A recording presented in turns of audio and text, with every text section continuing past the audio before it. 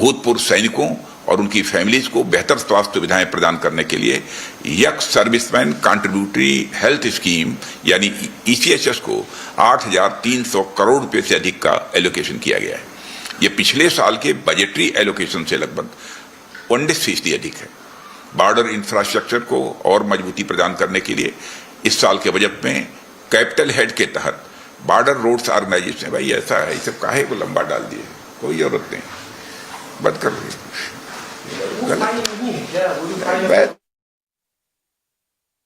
लगता है कि राजनाथ सिंह साहब के सामने जो दिया गया है वो हिस्सा बजट का वो बता रहे थे, वो ज्यादा डिटेल दे दिया गया था। उन्होंने कहा कि नहीं ये ज्यादा है, ये लाइव फीड आ रही थी जो हम आपको बता रहे थे। बताएंगे कि क्या डिफेंस सेक्टर में जो एलोकेशन हुआ है उसका डिटेल बताएंगे अभी रक्षा मंत्री, इस पर भी बात हम करेंगे।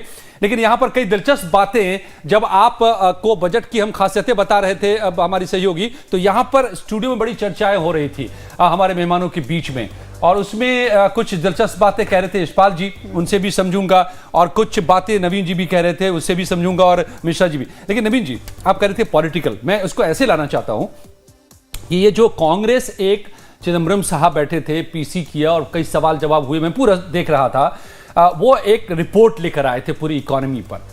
उसमें उन्होंने मांग की थी कि आपने, यानी कि इस गवर्नमेंट पे आरोप था कि एमएसएमई को डिस्ट्रॉय कर दिया। पहले जीएसटी ने, कोरोना ने, जीएसटी ने, सबने मिलकर के, नोटबंदी ने, सबने मिलकर डिस्ट्रॉय कर दिया है, उस पर नहीं फोकस करेंगे तो जॉब क्रिएशन नहीं होगा। अब इस पर तो बड़ा फोकस नजर आ रहा है एमएससी पर। सुन ली गई कांग्रेस की बात। देखिए ये हर 10 करोड़ से 20 करोड़ कर दिया गया है loan limit. Real estate sector इस कंट्री का डिस्ट्रॉय हो गया आपको ये नोटबंदी से। इंडिया में एक रियलिटी है ब्लैक मनी, और हर कंट्री में ब्लैक मनी है।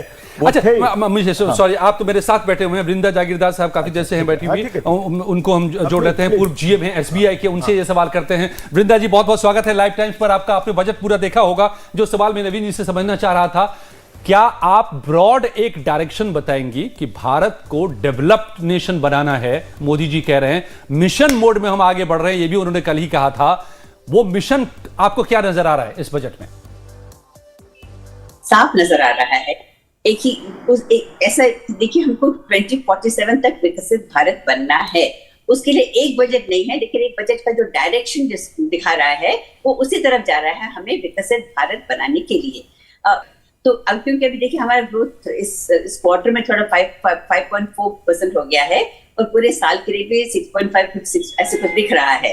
तो लेकिन हमें 8% ग्रोथ चाहिए। ये ग्रोथ कहाँ से आएगा? ये ग्रोथ आएगा एग्रीकल्चर से, मैन्युफैक्चरिंग से, सर्विसेज से, कंजम्पशन से, इन्वेस्टमेंट से और एक्सपोर्ट। बजट का फोकस है, और सबसे ज्यादा मुझे लग रहा है कि जॉब्स पर फोकस है। क्योंकि देखिए जो इनकम टैक्स रिलीफ दिया है वो तो बहुत ही अच्छा है, ताकि जो कंज्यूमर है उसके हाथ में अभी डिस्क्रिशनरी स्पेंड के लिए पैसा होगा तो वो स्पेंड कर सकेगा। जब कंज्यूमर स्पेंड करेगा तभी तो इंडस्ट्रियलिस्ट को भी कॉन्फिडेंस आएगी कि हाँ मैं प्रोड्यूस करूं, मैं फैक्ट्री बनाऊं, मैं अपना प्रोडक्ट सेल करूं। तो इसलिए पहली बात तो यह है कि उन्होंने कंज्यूमर के हाथ में पैसा दिया है स्पेंड करने के लिए। तो this is one very very important I would say initiative for growth. और दूसरी बात है जॉब्स के लिए। जॉब्स की बहुत जरूरत है, क्योंकि हम लोग है ना कि डेमोग्राफिक डिविडेंड जिसे कहते हैं, we are the youngest nation, we are the fastest growing major economy. तो इसके लिए हमको एटलीस्ट इकोनॉमिक सर्वे में उन्होंने बताया है कि 7.8 मिलियन जॉब्स एवरी ईयर हमें क्रिएट करना पड़ेगा, और अब तक हमको जब less than around 3 million jobs हम क्रिएट कर पा रहे हैं। तो क्या है कि अभी फोकस है जॉब्स की तरफ, लोगों के हाथ में पैसा है, सिर्फ अभी इनकम टैक्स रिलीफ से नहीं, वो अर्न करके उनके हाथ में पैसा हो स्पेंड करने के लिए। तो ठीक है, आप कह रहे हैं कि लोगों के हाथ में पैसा दिया गया है, तो उससे भी आने वाले वक्त में जो विकसित भारत का जो सपना है उसको आगे बढ़ाने की कोशिश की जाएगी। मेरे साथ खुशबू भी जुड़ी हुई है, हमारे सहयोगी, उनके साथ में खास मेहमान है, इस पर हम आगे भी बातचीत करेंगे। वृंदा जी लौटेंगे आपके पास। खुशबू, जो इस बार काम के उनका धन्यवाद देते हैं, मोदी सरकार को भी धन्यवाद देते हैं कि इतना अच्छा बजट व्यापारियों की हिम्मत बढ़ाने वाला। आगे मैं समझता इस बजट से 2-3 चीजों का फायदा होने वाला है जो 12 लाख का दिया है। एक तो भ्रष्टाचार इससे कम होगा डेफिनेटली। नंबर 2, लोगों के अंदर फंड फ्लो आएगा, फंड फ्लो से मार्केट में फ्लो बनेगा, काम धंधा और बढ़ेगा, बिजनेस और बढ़ेगा।